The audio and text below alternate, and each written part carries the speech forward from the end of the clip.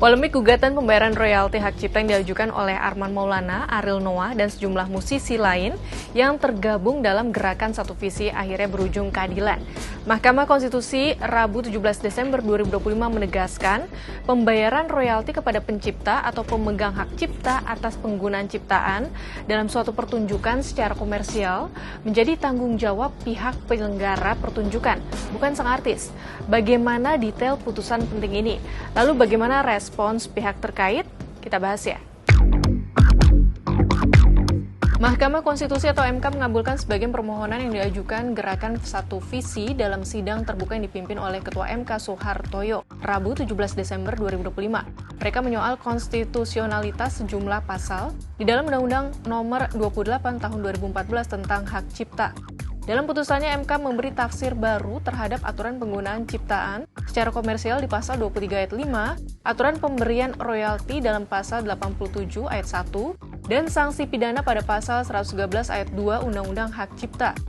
Ketiga norma tersebut bertentangan dengan konstitusi, khususnya terkait dengan kepastian hukum yang adil dan melanggar hak atas rasa aman dan perlindungan dari ancaman ketakutan untuk berbuat atau tidak berbuat sesuatu yang dijamin oleh pasal 28D ayat 1 dan pasal 28G ayat 1 Undang-Undang Dasar Negara Republik Indonesia tahun 1945.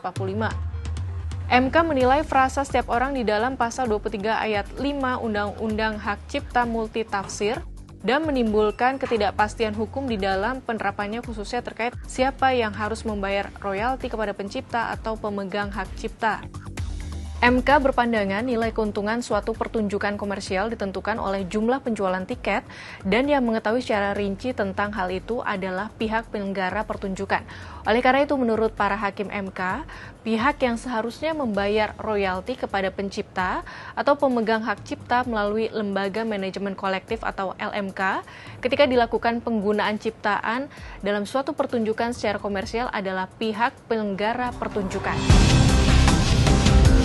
Selanjutnya, Undang-Undang Hak Cipta mengatur ancaman pidana bagi pelanggaran hak cipta di pasal 113 ayat 2. Terkait hal ini, MK menilai pelanggaran hak ekonomi pencipta atau pemegang hak cipta haruslah mengedepankan sanksi administratif dan keperdataan dan bukan sanksi pidana. Hal ini sejalan dengan prinsip ultimatum remedium dalam hukum pidana, di mana sanksi pidana menjadi upaya terakhir untuk menyelesaikan suatu permasalahan hukum. Menurut MK, penerapan sanksi pidana sebagai upaya pertama untuk menyelesaikan masalah hukum akan menimbulkan kekhawatiran atau ketakutan bagi pengguna ciptaan yang berprofesi sebagai seniman, musisi, dan pelaku pertunjukan untuk tampil di ruang publik. Dalam putusannya, MK juga meminta pemerintah dan LMK membuat aturan mendetail dengan mempertimbangkan faktor teknis dan non-teknis mengenai kapan royalti harus dibayarkan dan berapa lama jangka waktu atau batas pembayaran itu dilakukan.